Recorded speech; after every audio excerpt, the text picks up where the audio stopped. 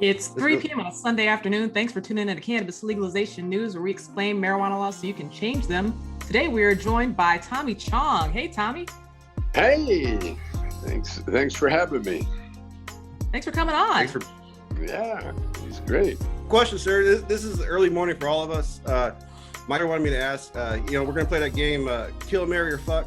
We're gonna play Smoke, Poop, or Coffee. Like, what's the first thing Tommy Chong does in the morning? First thing I do, I walk the dog. Oh, cardio. What type of Well, no. Very first thing I have a shower. I go try to find my phone, and then I try to find out if my hearing aids are working right. I clean them now. I learned how. I kept trying to buy new ones, and then my son told me, no, here. He gets a toothpick and he cleans them out for me. That's what I do first thing in the morning, and then then what do I? Oh, I go make I make my own breakfast. What's a Tommy Chong? Tommy Chong breakfast. It's my daughter, Ray Dawn, makes granola. She makes a nice batch of granola for me, and then I mix that in with my oatmeal, and I use almond milk or oat milk, and and then I add pomegranate seeds to the breakfast. Yeah, I learned I learned a lot of useful information. I learned how to get the seeds without making a big mess. You do it underwater.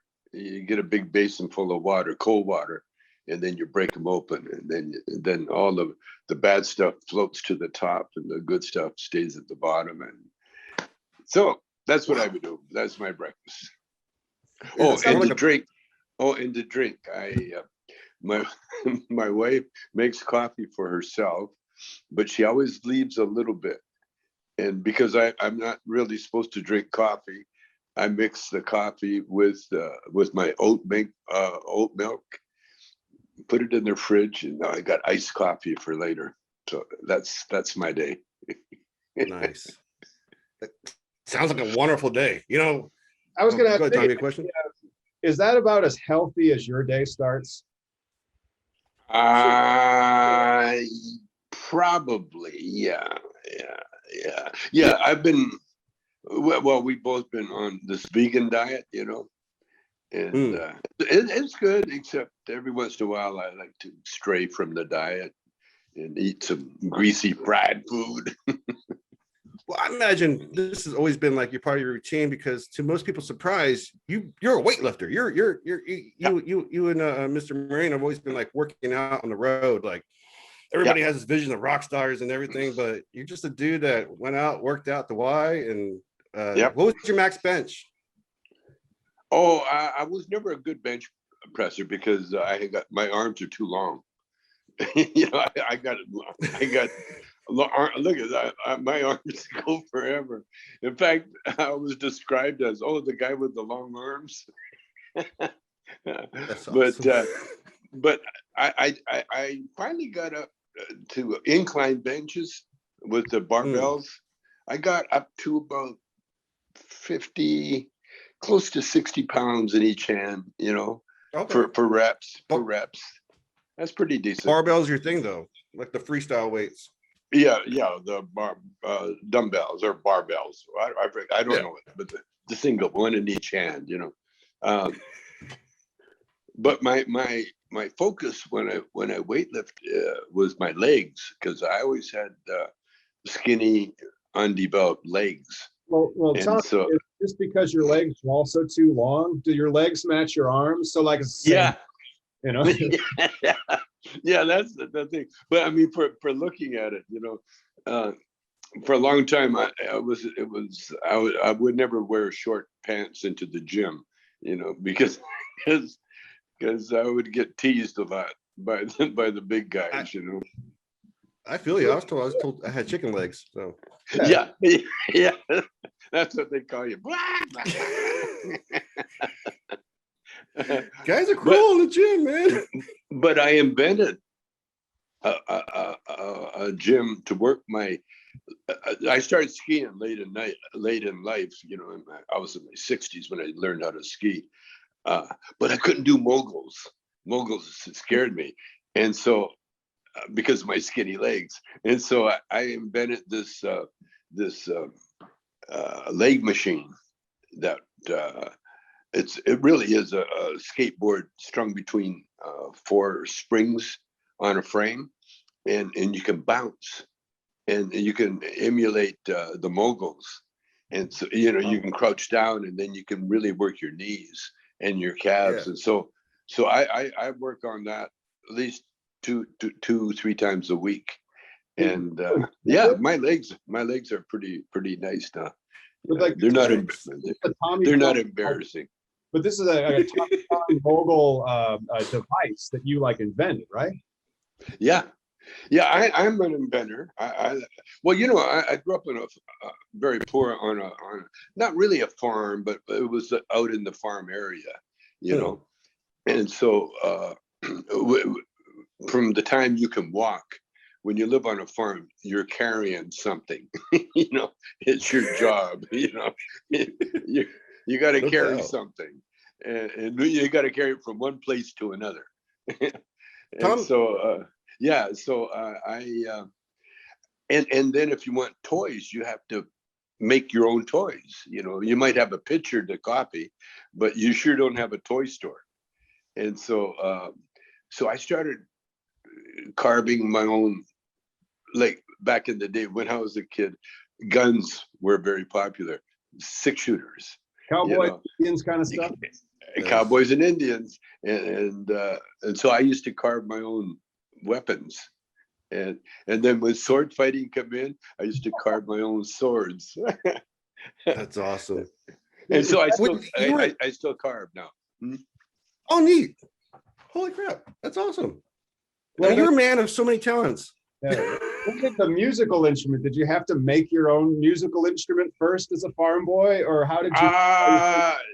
But no, what you had to do as a farm boy, you had to play what you got, And my mom, when she was pregnant with me, she bought this cheap Sears guitar, and I still got it. I had to put it back together again. It was crumbled under years, but.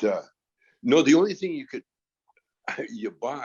had to buy, you couldn't make, was guitar strings. Wow. And so when you broke your E string, it might be months before you got another E string. And when you got an E string, we had to go downtown, a special trip, about 20, 30 miles, and then find, it was a music store. And it was it was a music store, and then I would buy one E string. A high E, right? Oh my God. Yeah, just one. And then because of the property, we learned how to strip to make a real pliable third string, the G. We would unwind an A string to get that wire. Oh, wow. Yeah, so we had to do a lot of things when we were kids. You grew up. Wow. Popping that high E string, because then you mentioned that like had you do something to the G string. Were you learning more of the instrument because you had to make do with what you had? Totally. I mean, for the longest time, I really didn't know how to tune a guitar. And then I learned the hard way, and because oh shit, that's way life was back in the day, and that was the only really love that I had at that time, because that's one thing I always tell my kids about music. Music will help you get over heartbreak. A lot of things, like when your girl breaks up with you, or she won't talk to you or something, then you grab the guitar and then go write a song, or go sit and just learn, do scales or something. Yeah. Replace girl with boy and then Taylor Swift with you. Every song she's done. Oh, I'm sorry, I have to dump you. I need another gold album. Yeah. Oh, I get it. How many instruments do you play, sir? How many instruments? Yeah. A little bass. Actually, not too bad. I'm not too bad on bass. It's the same as guitar, only bigger strings and on less strings. I dick around with drums. I'm not a drummer on purpose, because if you can show you can drum, that's your job, dude. Yeah. That's unless you quit the band. No, just guitar, a little bit of harmonica. I was going to do a Dylan in my life one time, but I never really got past the first song, I'm a little ADD too, Right on. So no piano though. Like you're more of a string guy. Yeah. My very first instrument was an accordion, 12 bass accordion, because it was my cousin's. Oh, wow. See, here's the thing with me. I never owned any instruments. I think I was 16 before 17 when I bought my first guitar that I actually owned. Everything else was borrowed. Hey man, let me borrow the guitar. That's what it was. Because back in the day, there was no ownership of anything really. Because you're so poor, you had the guitar. Wow. Was it in your when you were growing up so poor? Because that's the thing I think people don't understand about you as well. The more research I did about you, you're a brilliant businessman too. Like because you've been famous all my life. Like yeah. I grew up with Big Bamboo in my house with my mom, a single mom and all this stuff. But you were a businessman. Like you had that the hit back in the day with R&B and Motown when you were there, but also the place the burlesque strip club that you have owned. Yeah. That was property you owned though. Was that your intention to have that strip club, or was it just I had property and then you went on tour and the parents turned it into No, what happened? I've always been blessed, and the reason I was blessed is that I found the power of prayer real early in my life, and that's what's taken me to where I am now. And it wasn't one of those either or, like I think I'm ready for some enlightenment now. It was our only entertainment. When you're a kid and you're poor, church sometimes is the only time you dress up and you got anywhere to go where people really care, and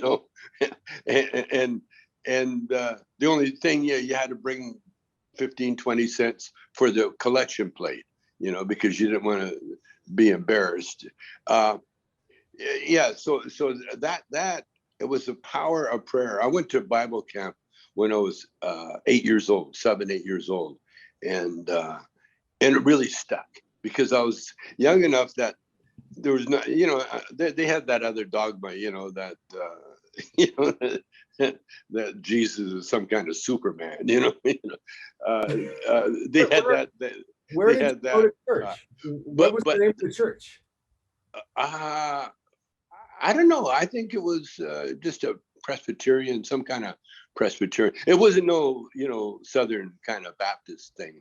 It was a Canadian. It was some kind of Christian. I don't know. What happened? Back in the day, missionaries, they took their job serious. And so we were, like I say, growing up in the country, we're like shirtless and we barely had pants on, and that was a conscious effort on my mother's part, because back then you had to wash everything by hand. Oh man. Yeah. That's and like so mother's right now is laundry. And yeah. think about it. Back in then, you think laundry's a problem. Now, oh my. Yeah. Can you imagine? Oh. Not only do it by hand, but you had to pump the water. You had to carry the water. You had to heat the water. You heat the water. Then you had to scrub the clothes by hand with a scrub board. And then you had to wring it out. No, rinse it off, wring it out, and hang it up on the line to dry. You know, and then after you've done all that, you got to take it in the house and iron stuff. You see, so when you're a kid, you've got your pair of pants. Then you got your good pair of pants that you don't wear except when you go to Sunday school, and no shoes in the summertime. No shoes because we couldn't afford them. And when it came to fall, then you got your new pair of shoes for school and your new outfit. And that had to last all year. And that's why I joined Army Cadets, because Army Cadets, when you're 13 years old, they paid you to go to camp, which was $100 for the whole camp. And that $100 used to put all the poor kids, that was your school money the next for that year. No, so what the point that I found out, you know, like you asked me about learning how to play music and that, it was like a job for me. The fiddle player across the field from where we lived found out that I could play guitar, and he needed a guitar player. His rhythm, he needed a rhythm section, and so he taught me enough to play rhythm. And of course, and that was like 2-3 hours at the party, you know, and maybe sometimes longer, you know, and playing fiddle tunes, you know, and they were pretty It was the only really you had. really good. It wasn't a jukebox or nothing, right? It was like, no, we're entertaining these people for 2 hours. That's it. Wow. No radio. No, I mean, we had radio, but we never used it for the parties. It was live music. And if a guy could sing or someone could sing, you know, then we played for sing-alongs. But when I went to the Bible camp, they would have campfires. You know, you'd have the big campfire, and then they'd have the guys sing hymns and that, and fun songs, you know, for kids, you know. Oh, I love that Bible camp. It changed my life. It really did. I had no idea. Like, thank you so much for sharing. I've learned so much about your past. I haven't heard you, like, when did you crack your first joke? I mean, because you've made such a legendary career in comedy. When did you realize you were funny? Oh, years. I was in my late 30s. Yeah, late 30s.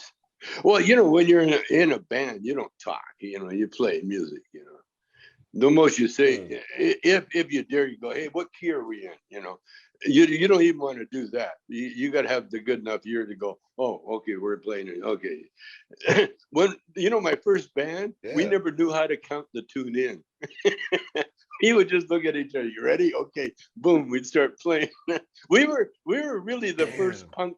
We were really the first punk band, first punk R&B band, because everybody in the band were like football players. My brother was a football player, semi-pro. The singer was a running back. The sax player was a guard. And we're all colored, you know, we're all brown. And so when we played, then when we started, you know, playing gigs, then other musicians would kind of come up and give us a little tip now and then, you know, like we'd hire the piano player was usually the guy that knew the music, you know. Yeah, it was learn on the job though. But we look good. You see, we're like a punk band. We look really good. And so it doesn't matter, but as long as we could get through a tune, you know, we're all good. Like, you look good, like, you know, like how were you dressed sharply? Were you have like a ZZ Top vibe, or like, what was your thing? Well, you had solid bodies from working out, you know, from doing football, you know. Right. And so and the lead singer, he was a clothes guy, you know. He was really sharp, black, beautiful body, incredible body. I mean, everything about his personality, everything. He had everything. And the girls, you know. But back in then, those days, you know, this is Calgary, this is racist Calgary. So that song I wrote, "Does Your Mama Know About Me?" It really had some deep meaning back then, because can you imagine this good-looking black running back? He had them lined up, but they were mostly lined up in the alley, hiding from everybody else. Yeah, and so, but then when we played dances, you know, every once in a while, because we're surrounded by racists, you know, the whole Calgary experience, every once in a while, some idiot would cause, you know, say an insult. It was usually insulting the girls, you know. And then we would like, my brother was not only he wasn't a natural bass player. I taught him how to play bass because we needed a car to transport us around. And like, you want a car, it's like, hey, you can be our bass player. So okay, you're we never had a bass player, and we used to play both instruments, bass and guitar, out of my little Fender amp. Yeah, both of them. Because again, we couldn't afford stuff, you know. And I was lucky to have the amp. Oh man! But our band was good-looking guys, you know. But there was, every once in a while, there'd be a fight between my brother and the toughest guy in the thing. And sometimes our intermission. In fact, I had to break up one fight. You know, my brother was getting beat up. That's another reason why I broke it up. But it's okay. We got to go back and play. And everybody respected that. They, okay, stop. You know, the band has to go back on stage. No shit. You're kind of used to like coming up the way you've been, used to like bullshit. Like that's racism that you were dealing with, and then the Cheech and Chong, your guys' creation has like that drug stigma about it. But like you've always been surrounded by bullshit ignorance. Like, always. I mean, that's what you look for. You know, that's your opponent. You know, they playing tennis. You know, that's conflict. That's what made our band. Other than that, you know, there were like a dime a dozen, you know, guys get together that can play music. But how many guys could get together, look good, put on a show, play music, and then go in the parking lot and battle for a while? You know, that made us special, and that also made us very attractive to the females. And the females are the ones that make bands popular. You know, they're the ones. You know, they're the ones that go, okay, we like this guy. When we were practicing playing guitar, my first partner was a full-blood Sarsi Native Indian, and he would do Elvis impersonations. He didn't look anything like Elvis, but he'd comb his hair a certain way and put on the collar, and then he'd do that, curl his lip, and the girls would go crazy. And so we would, and at the time, you know, I was young, 13, 14, and so I'd have to take the bus across Calgary, and sometimes with a guitar amp and my guitar, or his guitar actually, and I'd take the bus and then have to walk about a mile with carrying the amp and the guitar, and then I get to his place, and then we would play nonstop all that day, go to bed, get up in the morning, reach over, grab the guitar, and start playing again, and play all day. And then we'd have he had, you know, girls, or the girls would phone in. Hi, Dick. Hey, listen to this. Put the phone down, and then we'd forget the phone was there, and we'd play for 2 hours, and then pick up the phone and go, hey, and they would still be there. Oh, that sounded great. I love it. Wow. The crazy time. Were you playing gigs at 13? Were you playing gigs? Just house parties, you know, for the fiddle player. But no, I never started playing gigs until, actually, I was 15, 16, about 15 years old when I got my first gig. And that's funny too, because we got hired to open for the 4 nights. One of the pop groups or the black groups that had a song called "Oh Baby Mine." I get so lonely when I dream about you. Dream, that song. And so they were playing in Lethbridge. That was close to 200 miles south of Calgary, but it was a gig. And so my mom and dad, they drove me down. They're all excited, I'm going to get my first professional gig. And so they drove me down, and they got out and they sat in the audience, and nobody showed up. Hardly anybody. A few people showed up. The promoter was kind of terrible, I guess. And so anyway, we did our show, and my mom and dad, they were happy. And then the main act was going to take a while to get on. So my mom and dad had to go back to work. So they left. They went back to Calgary. And so after the gig, we're hanging around waiting for the promoter to pay us. And then next thing you know, they closed the venue, locked the doors. We go, hey, where's the promoter? Oh, he left a long time ago. So we got stiffed. We got stiffed for all the money that we're supposed to make, and we're standing on the outside, 200 miles from home. And so we got on the highway. Oh, back then you hitchhiked. There's no bus, there's no taxi, there was no Uber. You get out there and hitchhike. So we had to hitchhike back, and it was like in the middle of the night, and we got a ride. That's the way everything works. So drove us right to our houses. That's how cool the guy was. Yeah. Wow. Well, it seems like life worked out for you. It always does. But and I try to tell people, see, to be successful, you got to have focus on what you're doing. And okay, if you get cheated, that's so what? Like they did, it wasn't about the money. We didn't go down there for the money, obviously. We went down there for experience, to play in front of people. Now, if you got paid, that was a bonus. And like in that case, we weren't bitching about it at all. We were so excited, man. We played on stage. We had a real microphone in front of us. All that stuff. Awesome. That sounds amazing. It seems like your parents were very supportive in everything you did. Like each step of just got everything. You out of the slums and all the shit that you were out of, man. That's amazing. Everything.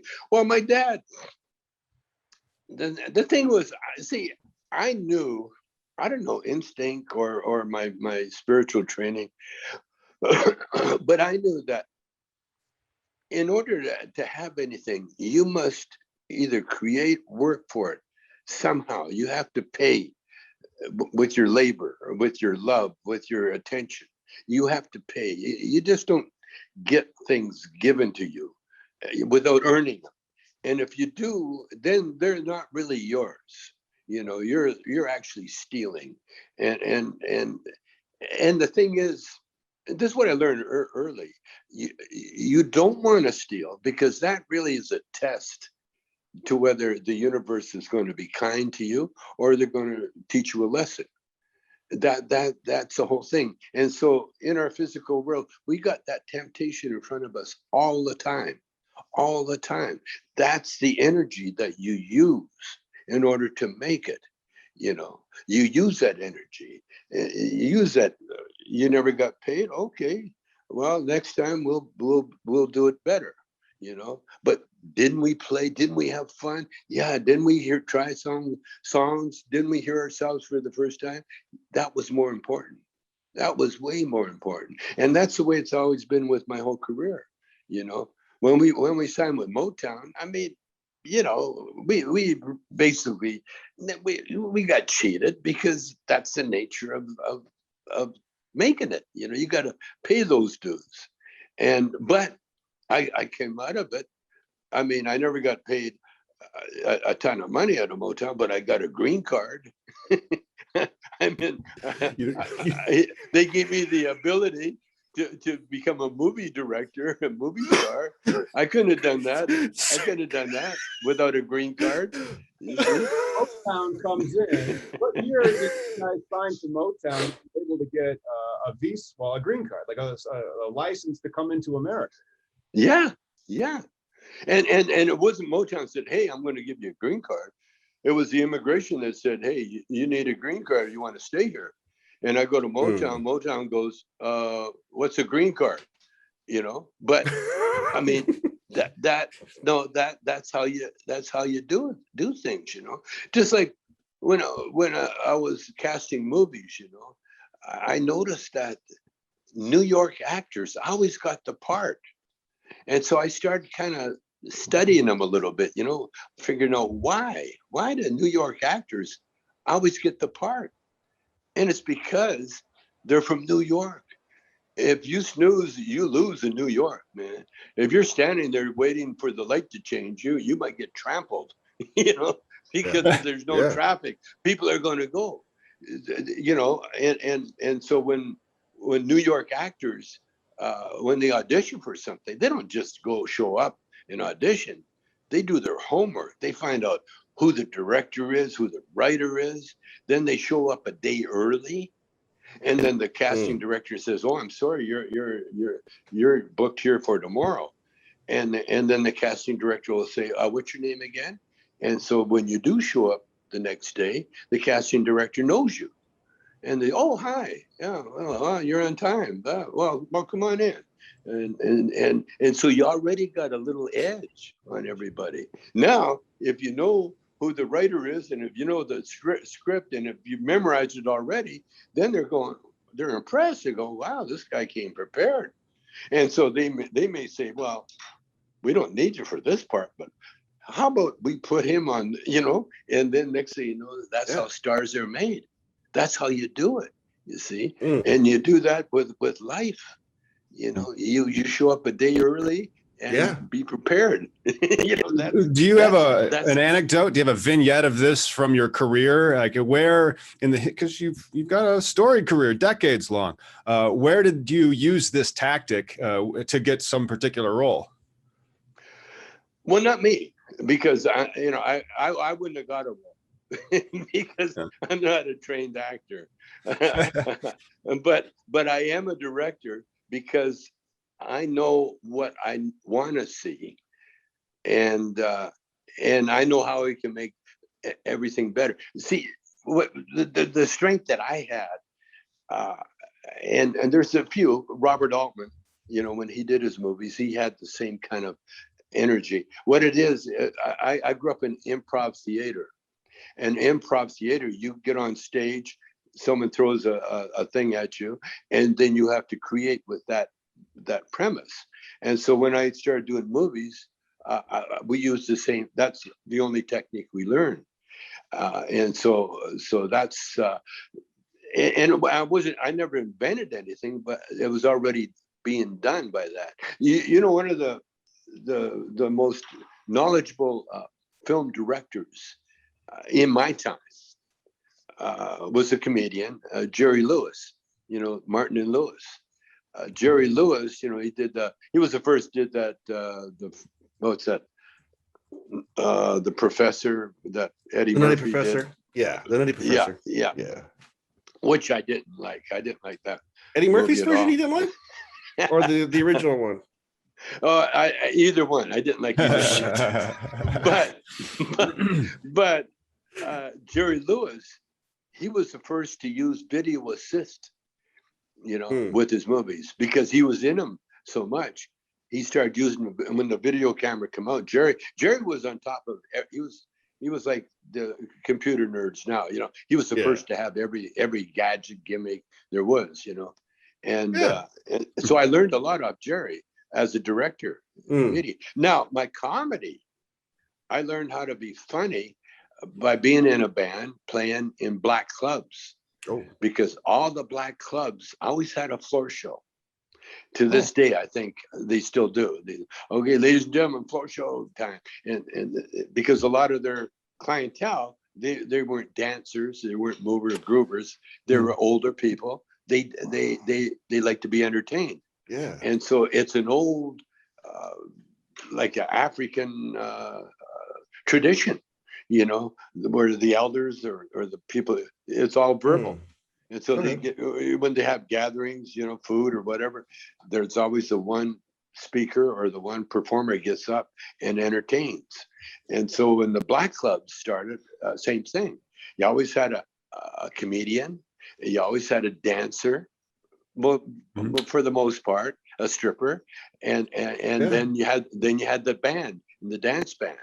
And it wasn't until Elvis came along that where the singer was an entertainer. Before Elvis, like Frank Sinatra, they would stand still. They kind of stand still with a mic, right.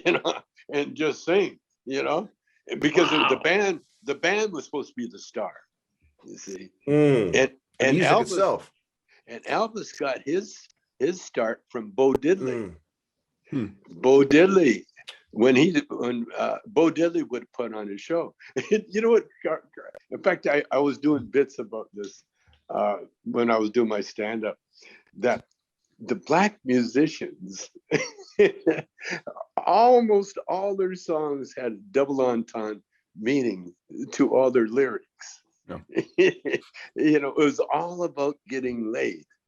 Yeah. It was all about making love. It was all about Bo Diddley. It was all about your wife cheating on you, or you cheating on your wife. That's what their songs about. Like the Mona, tell you Mona what I'm gonna do. Do do do do do. Build my house next door to you. Do do do. Can I see you sometime? We can blow kisses through the blind. Oh, Mona. That was a song about his mistress, his girlfriend. Yeah. And and all the black songs. And when I realized that, oh man. And when they would perform, they would be all sexy. And Bo Diddley, man, he would throw his hips around. He'd do all those moves. Elvis was a big fan. Elvis saw that and goes, hey, I can do that. I can culturally misappropriate that. Yeah. Yeah. Yeah. And I had the honor of seeing Bo Diddley at a blues festival.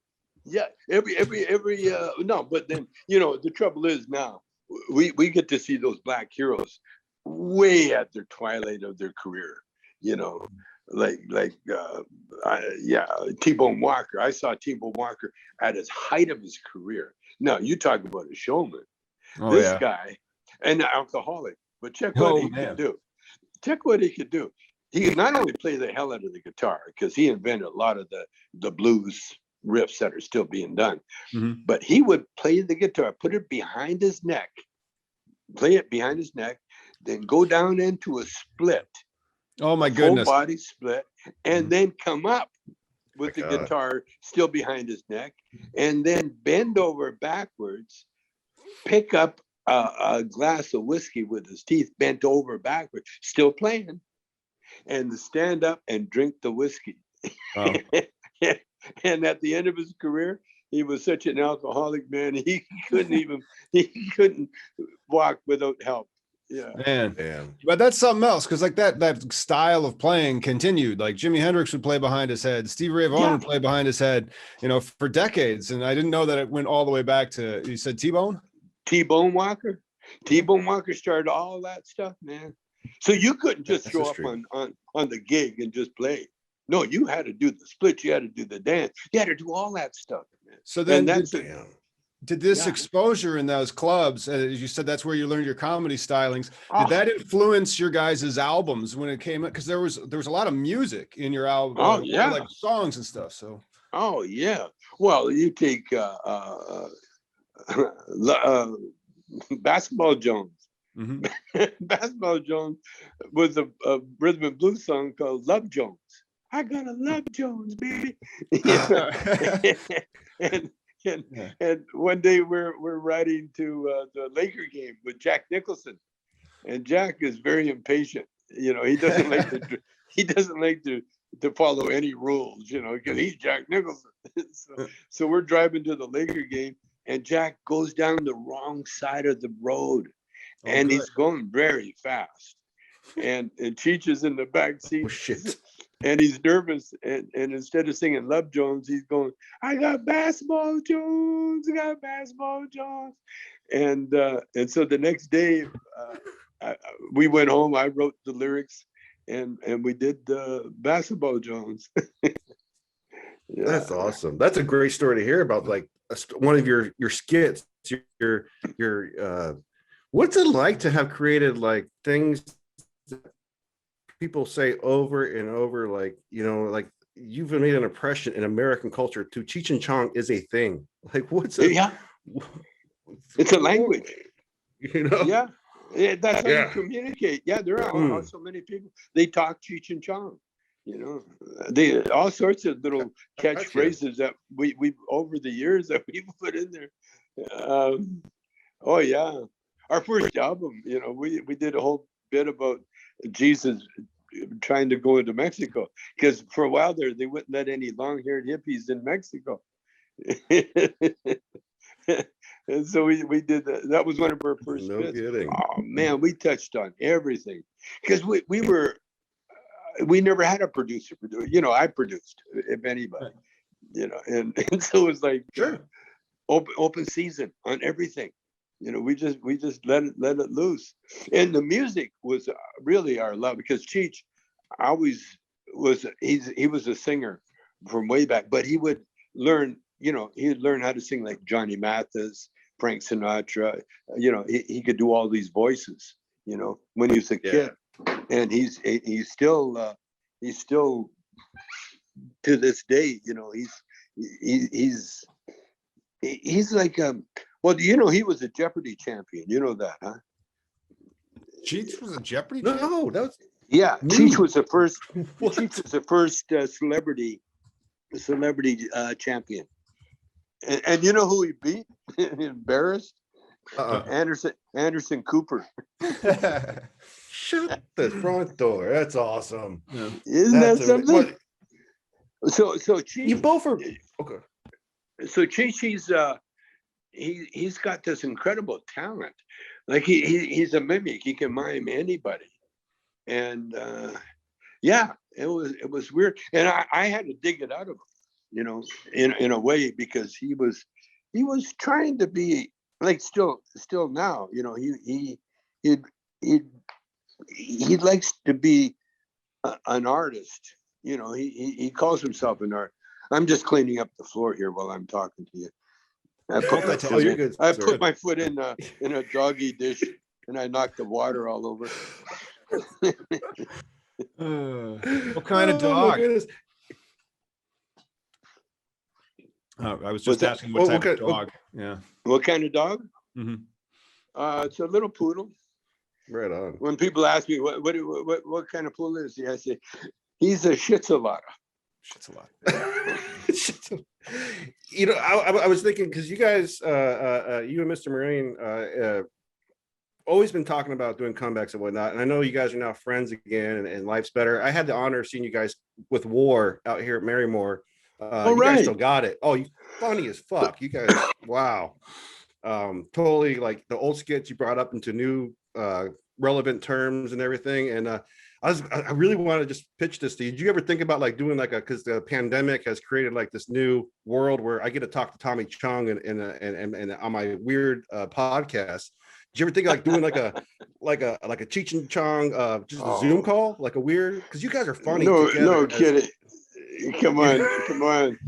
There's so much humor. Oh my God. No, Cheech and I would go crazy if we were doing the records and stuff now. I thought about it. In fact, I get all excited about it. But I realized that we're not those guys anymore. You know, he's had a couple of knee replacements, and I'm getting to that to the point where it sounded like a good idea when I was stoned, you know, one of those things. But no, it's passed us by. It's passed. Oh, although I'll tell you one thing.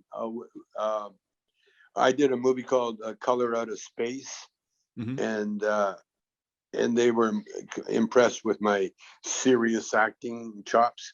And so there's a script out now that's being shopped around, looking for a director. and it's kind of a serious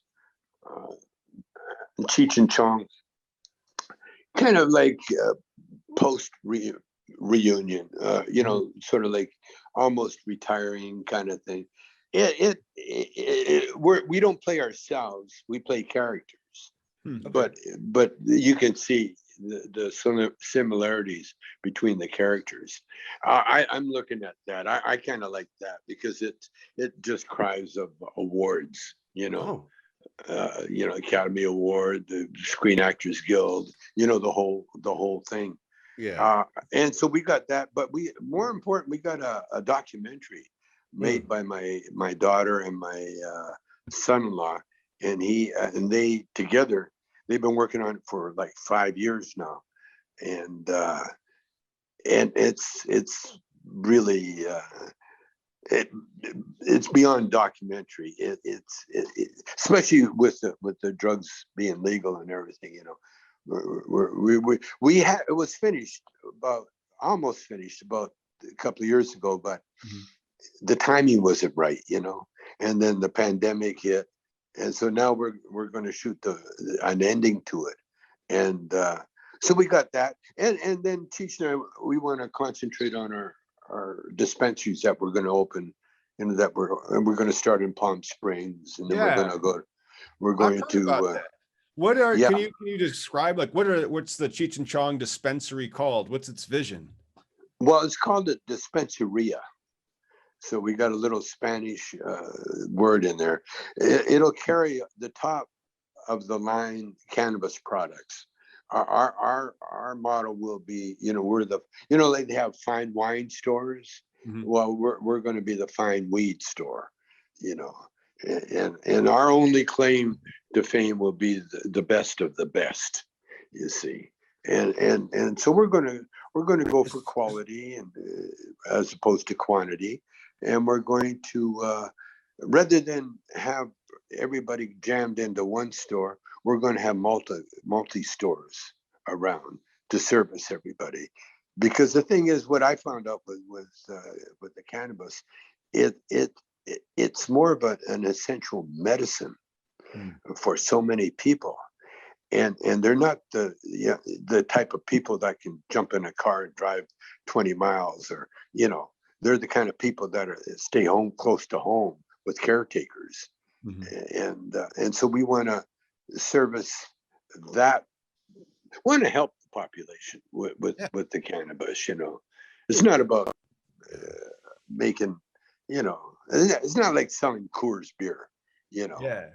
And it kind of pissed me off when they all of a sudden they go, oh, recreation cannabis, because all the government is really saying is that, oh, now we can tax the shit out of this stuff now, by calling it recreation, or by controlling the number of licenses, and they make the stuff so expensive. Yeah, because they're trying to make money before the weed people make money. That's not the way it goes here, guys. You can do that with cigarettes. You can do that with alcohol, because you need that additive in order to make it, addictive. Because cigarettes, they wouldn't be selling more shit if they didn't put the nicotine in them to make it addictive and make it dangerous and make it killing people. Can you imagine how many people have died from cigarette smoke? And I'm not talking about even the smokers, the secondhand smoke. I personally was involved when I was a young guy. We had this couple staying at our house, and our house was notorious for house parties, and at house parties back then in the 50s, everybody smoked. Everybody smoked cigarettes. Man, that had to smell so bad the next morning. Oh, so bad, but listen, but the saddest thing, one time, we were taking care of a baby, and the baby died from the secondhand smoke. And and it was so sad. And there was no inquest, no coroner, nothing like that. Just bury the little guy and move on with your life. but it was all cigarette smoke. And this was encouraged by the government. The government, all the doctors tell you to smoke. They lie to you, and same as the alcohol. they do the same thing with alcohol. Oh yeah, Budweiser this and Coors that, and Responsible, moderate use. I mean, they have yeah, that line. yeah, and look at the since this pandemic, man. I don't think you've had that many ridiculous drunk driving incidences that we were. Remember New Year's? There was roadblocks Mhm. to catch people. Yes. Yeah, New Year's, and they expect everybody. And so what do you do? New Year's, like in Canada, you go to the liquor store and you load up. You don't just buy a bottle. You buy a carload of booze, bring it home, stick it under your bed, and then your friends come over and then they get drunk and go home and kill someone in the car. It's so crazy. And now we're a weed society. Right? Yes. Everything is everything. Now there's no. When they busted me, they had the trial on 9/11. Oh gosh. 9/11 was when they were going to sentence. Wow. And what they did, they were expecting a huge crowd, so they moved my sentencing into the large courtroom so they could accommodate all the protesters they were expecting. One guy showed up with a sign that said free marijuana. Now, I don't know if he was saying, Oh, Jesus. We should free the laws of marijuana, or he was giving away free marijuana. I couldn't figure that out. But that was the protest at my sentencing. It was embarrassing for everybody. Yeah. The judges sitting way up there, empty courtroom. They get me up there and they try to make an example out of me. Yeah. Yeah. Well, your prosecution should have been an embarrassment for them anyways. Yeah. Because they railroaded you. That wasn't your company. That was your son and your wife. No. And by the way, I had a chance to get pardoned by Obama because Cheech went there for an award. He got an award for being a Mexican or something. And so Cheech asked him, and Obama said, of course he knew who Cheech and Chong were, but I turned it down because I don't want to be pardoned for something I'm innocent of. Yeah. And so what I want to do, I figured out what I want to do. I want to be exonerated. I want to go to court and I want to say, Your Honor, I want to change my plea to not guilty because, we have proof that I was definitely not guilty. And, I'm not expecting, any kind of reparation or any kind of money for that. I gladly served my time. I'm glad what happened, but I was and still am innocent of the charge. And besides, it's legal now. So it's there. But I don't want to do that pardon thing where I got to be sorry for my crime. Yeah. Because I'm not. No. I'm not sorry. Right. But do Yeah. you think they came after you because of how the FBI was portrayed and Sergeant Sedenko, like the whole do you think that's why they were like that. F this guy? They said that in the documents, the court filings. They said that I made a lot of money making fun of law enforcement. Like that's a bad thing. Right. Like they're like literally trying to suppress free speech. It's like, well, they were making fun of us. We'll show them by punishing them with a crime. It's like, wait, that's right. This is America. Right. This isn't China. This is America. Yeah. Yeah. And not just like, did they railroad you, but they had to work really hard because the whole thing was about a bond getting sent to Pennsylvania. If one state, like everybody was trying to avoid that state. My favorite piece of glass is by Jerome Baker. Like there's the only one I had that was caught up in the same Operation Pipe Dreams. And same thing. But yeah. Oh, sorry. Yeah. No. By the way, Jerome Baker is now making Tommy Chong bongs. Yeah. That's awesome. Yeah, It's like the pre-secret world. The world came around. That's right. That's right. We hooked up together right after I got out. He was on house arrest, and he got everything taken out from him, and I got everything. And so we got together, and I told him, because he liked the idea of $1 million bong, and that's what we're making. We're making $1 million bong, and everybody goes, "What's it look like? What's it look like?" I says, "You got to have $1 million to find out." Yeah. What a catch 22, Oh right? my there. God. I was there for the. Maybe it's- yeah. I was just gonna say I was there when. Oh, go ahead. No, go Does ahead. Tommy gotta go? Oh, okay. I was just gonna say Oh. I was there for the blowing up the biggest bong in Jerome Baker Studios. They were doing up out here in Washington, and the glass experience is an amazing. If you guys ever get a chance to watch blown glass, it's like a ballet inside where it's 300 degrees. It's amazing. Oh, it is. It's incredible. We had our own factory. And you know, when they busted me, the feds went into the factory and broke all the bongs they could find, broke them. Just destruction of property. Yeah, yeah.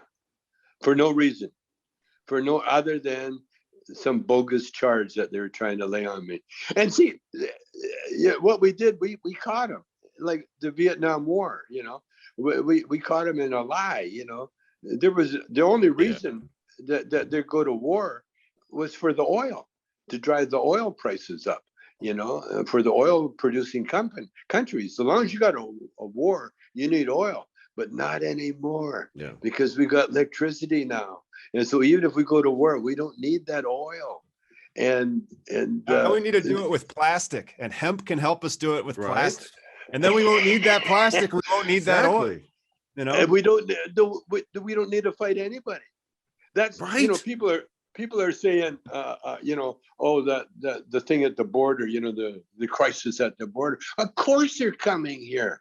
This is where the food is. This is where freedom is. This is where you can have a life is. You know, you're not going to be hounded by gangsters. And our drug war is causing a lot of the power that those gangsters have. Yep. So like, that's right. We're kind of contributing to it with our cocaine laws and with our marijuana laws and with our heroin laws.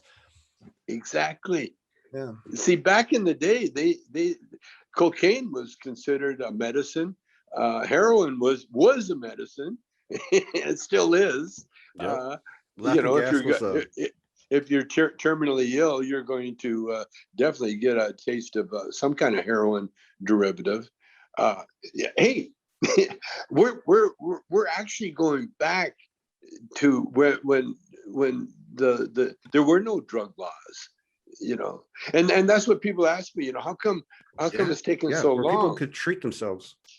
Well, the reason it's taken so long for us to legalize it is because back in the day, America paid countries to eradicate marijuana. It was a treaty they all signed. Now they all have to, first of all, America has to rescind that law, you know, take it off the books. And then the countries can go back to producing the crops that they used to produce for thousands of years, which is high grade hash, marijuana, you know, ganj, whatever you want to call it. And we're good to go. No, we're in the best shape. Now, they also asked me about Biden. You know, he's firing guys that had marijuana use and that. Now, I don't know the story. I was with a Biden person last night, and she has no idea. But I'm guessing is that they're getting so close to legalizing the pot, you know, federally. Mm-hmm. They're getting really close to that in the banking, that they don't want to have any skeletons in the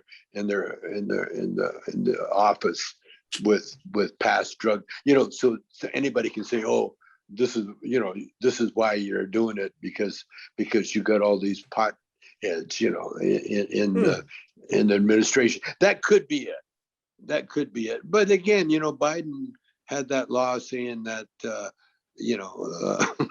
you should go to jail if you take paraphernalia across the state Right. line. But then that's the thing, like Biden and the 94 drug Yeah. laws and on the tough on crime, like he was in the Senate when all that stuff really came on and those draconian Yeah. laws that you might have been And on he the hasn't he hasn't changed his view. I mean, he's still the same Biden, and his son Yeah. Hunter is a recovering addict. You know, so all that is still there, and you gotta you know, understand at least his stance on weed. You know, but But I think no we need matter. to, like we need to have that conversation on a national level about addiction and about the relative harms of the specific substance we're talking about.